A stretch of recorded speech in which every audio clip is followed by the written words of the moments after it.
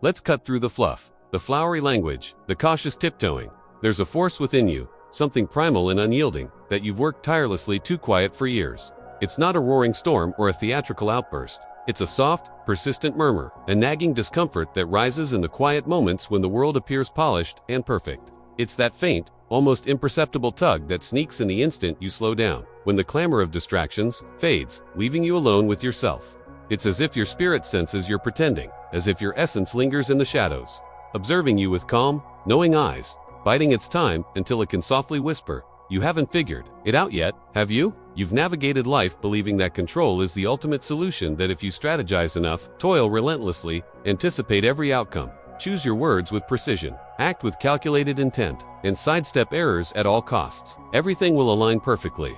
You've told yourself this discipline will deliver security, certainty, liberation. But what happens when, despite your exhaustive efforts, things still unravel? When your meticulously crafted plans collapse into chaos? What if the real issue isn't a lack of control, but your relentless fixation on mastering it? Pause and look around, truly see. Observe those who strive to keep every detail in check, clinging to the fragile threads of what they think they can govern. Do you notice the fatigue etched into their expressions, the strain in their posture, the way their breaths seem shallow, as if they're bracing for the next catastrophe? Anxiety doesn't sprout from disorder. It festers in the frantic effort to prevent it. Fear doesn't arise from the unknown. It thrives in the endless need to foresee and mold what's coming. And how often have you felt that tightness in your chest, not because something was wrong, but because you were straining so hard to make everything right? How many times have you struggled to breathe under the crushing weight of your own expectations? Not because life was unbearable, but because you couldn't allow yourself to simply release.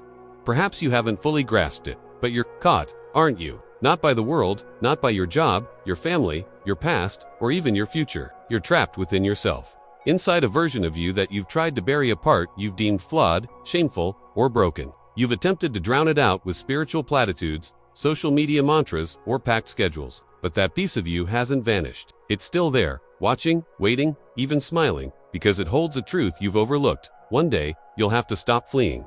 And when that moment arrives, surrender won't spell defeat, won't mark the end. It will feel like exhaling after decades of holding your breath, like standing in a downpour, letting your shattered umbrella slip from your grasp, and allowing the rain to drench you to your core. That's not fragility, it's freedom. That's when healing takes root, when truth emerges, when you stop performing and start truly living. You may not see it yet, but your battle against life itself is what keeps you from embracing it. Every time you force an outcome, you block the answer already unfolding toward you. Every time you demand a specific path, you obstruct the current of something far wiser than your plans. Do you see the paradox? You've spent so long equating control with wisdom. But what if control is merely fear cloaked in sophistication, the starkest evidence that you don't trust life at all? You can't command the tides, but you can learn to navigate them. You can't halt the storm, but you can choose to sway in its rhythm or scramble for shelter. What I'm sharing isn't mere poetic musings or spiritual cliches. It's a raw truth most shy away from because it's inconvenient. It demands you acknowledge that you are not, and never were, the universe's architect. You don't dictate time. You're not even the sole writer of your own narrative. You're here to engage, to be present, not to dominate. What stings isn't life itself, it's your resistance to it, the ceaseless inner struggle, the pressure to constantly achieve, prove, perform, fit in. Have you ever wondered why the harder you push, the heavier life feels? Why the more you pursue something, the more elusive it becomes? Sometimes, the pursuit itself is the obstacle. Life isn't punishing you, it's responding to you. When your energy is rigid, controlling, fearful, what returns is resistance, tension, opposition. Life isn't something you possess, it's something you experience. And experiencing life isn't about orchestrating every outcome. It's about daring to embrace uncertainty, stumbling, freezing in place, sitting in silence, and accepting that you don't have all the answers, and that's perfectly fine, because no one truly does. Only the bold admit it. Only the fearless release the reins and realize the current always knew its destination. So, here's the question. Will you dare? Will you dare to stop battling yourself? To stop pretending everything's fine while you're unraveling in secret? Will you shed the facade of control while your authentic self cries out from the shadows you've locked away? That's the cruelest deception, wearing confidence like a shield while your true essence fractures behind the curtain, yearning to be acknowledged. But if you truly dare to sit with yourself, free of distractions, judgment, or numbing, you'll uncover a truth no one ever taught you. Peace doesn't arrive when everything is flawless. It comes when you accept that perfection was never the goal. It emerges when you no longer need your life to conform to a specific image, when you realize your life feels misaligned because you've been constructing it with fragments that don't belong to you. You've been following someone else's blueprint, treading paths never meant for your steps, obeying rules you don't fully comprehend, speaking words that don't echo your voice. Yet you press forward, driven more by fear than by clarity. You try to impose order on a world that feels chaotic, believing the disorder exists outside you. But the deeper truth is far more confronting. The real chaos resides within, in the fractures of your suppressed feelings, in the pause after a strained smile, in the dissonance between who you are and who you think you're meant to be. Still, you chase a perfect equilibrium, a formula to make everything click. But here's the hidden truth. Order won't come while you pretend chaos doesn't exist. Peace won't arrive while you're busy acting serene. Healing can't begin if you keep ignoring the wound. There's a way forward, not a shortcut, not a hack, not a checklist or routine. It's not a breath or a catchy phrase. It's a raw, trembling, soul-deep choice to not surrender to life but to melt into it, to let it embrace you, to stop resisting, pretending, fighting. It's about letting life touch you in its unfiltered realness, without masks, without expectations. That's where true freedom takes root, not the polished freedom curated for likes, not the staged version of healing, but the kind that leaves you bare, uncertain, trembling, yet undeniably alive. Just when you think you've grasped some clarity, life tosses another truth your way, one harder to swallow. You don't truly know who you are. The identity you've worn like armor is a fragile illusion, woven from others' opinions, shaped by expectations you never chose, patched with old wounds and adorned with masks to shield you. The harder truth, clinging to that false self, is what fuels your suffering. You sense it in those quiet moments when no one's watching, when the world's noise fades. Beneath the roles, the perfection, the control, there's something wild, raw, honest, vulnerable, yes, but fiercely alive. And that terrifies you, because if you let go of who you think you are, who remains? Who are you when you're not performing, not striving to be enough? That's when reality dawns, because the true adversary isn't life, it never was. Life doesn't demand your perfection. The real enemy is the version of yourself you've forced yourself to uphold, the one you've sold to others and, worse, to yourself, the image of someone unbreakable, always in control. But behind that facade lies a truth you've dodged. You are not that role, you never were. And pretending to be is eroding unit with dramatic collapse, but with a creeping emptiness, a quiet numbness that no achievement, no applause, no milestone has ever filled. Haven't you noticed? You've reached goals you once dreamed of, hit markers you once prayed for, yet something's still missing. You still feel adrift. Why? Because you're crafting a life for a version of you that doesn't exist. Here's the brutal paradox. The more you try to control everything to protect that identity, the further you stray from your true self.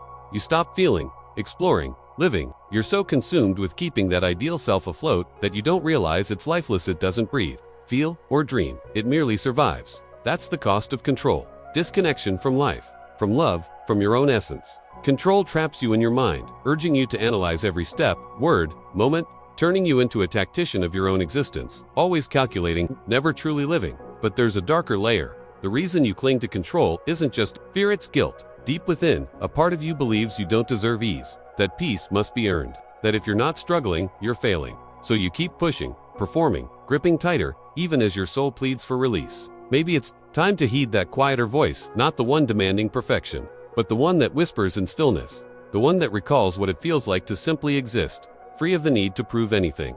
That voice knows a truth. You weren't meant to live so guarded, so detached, so numb.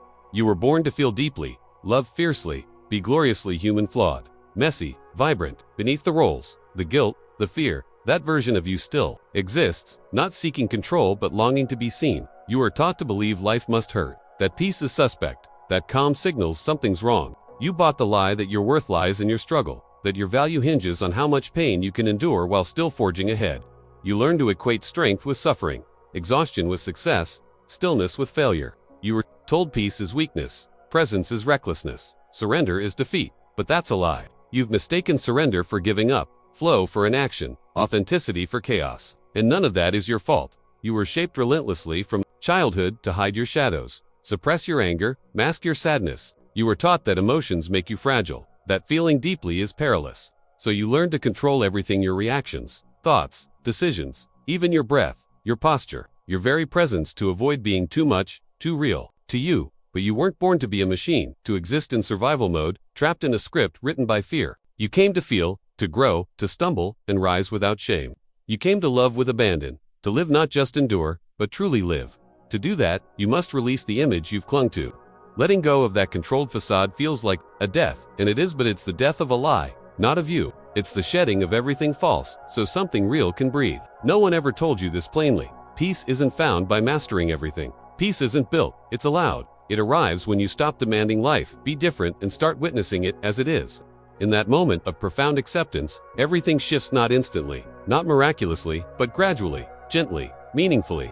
When you stop fighting, the conflict loses its purpose. You're no longer at war with your feelings, forcing outcomes, or resisting what's already here. You're simply being, and in a world that urges you to run. Being is the ultimate rebellion. To be present, you must stop running. You've been running forever, through your thoughts, chasing outcomes. Through your emotions, burying them before they speak, even in stillness. Feigning calm while your soul races. You run with expectations, plans, judgments, distractions, all to evade a terrifying void. That emptiness you fear feels like a chasm, a silence too loud to bear. But it's not your enemy, it's your origin. It's not a flaw to fix, but a space to inhabit, the gateway to your truth. So, let me ask you, what if, just for today, you stopped running? What if you stopped striving to be right, to have all the answers, to chase the next plan, the next distraction, the next version of who you're supposed to be? What if you pause not to quit, but to breathe, to feel, to see yourself without armor, without judgment, without filters? Could you sit in that silence long enough to hear your own voice? That stillness you feared isn't empty, it's where your freedom lives. It won't be easy. When you stop running, you'll face everything you've avoided, your fears, contradictions, buried pain, unmet needs, the self you've forgotten. But if you stay, if you choose not to flee, you'll discover something no one prepared you for. Your darkness isn't a curse, it's your guide. Your shadow isn't your fits, your compass. The control you thought was safety was a barrier, separating you from the life you were meant to live.